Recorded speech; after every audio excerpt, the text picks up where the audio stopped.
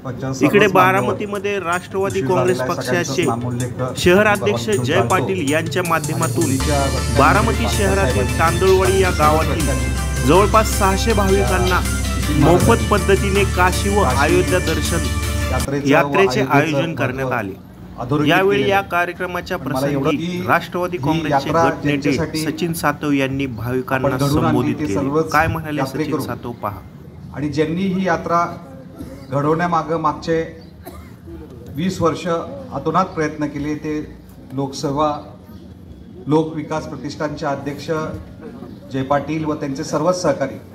एखादी गोष्ट चालू 20 वर्ष अखंडपणे चालू ठेवणं हे अत्यंत कठीण काम असतं।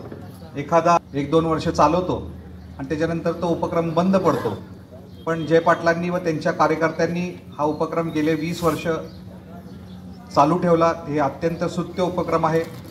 गेल्या 20 वर्षामध्ये 6 वेळा त्यांनी जवळपास 2700 भाविकांचं काशी यात्रा घडवून आणली। सुभाष शेट्टी यांनी सांगितले की काशीचं एक वेगळं महत्त्व आहे।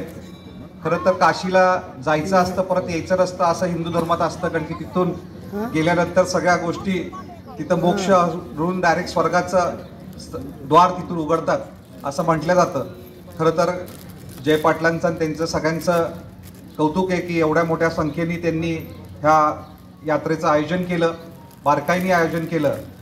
चौधर सरांनी सांगितलेली गोष्ट महत्त्वाची आहे की 600 यात्रे करून मागं जवळपास 75 स्वयंसेवकांची सुद्धा फौज जय पाटलांनी त्यांच्या मनोगतामध्ये सांगितलेली आहे। स्वयंसेवकांचं आत्ता एसटीत बसल्यापासून येईपर्यंत कायम ऐका, कारण की ते ऐकलं तरच आपण सुखरूपपणे परत येऊ, हा यात्रेचा चांगल्या पद्धतीने आनंद घेऊ, एवढंच या ठिकाणी आपल्यापर्यंत विनंती करतो।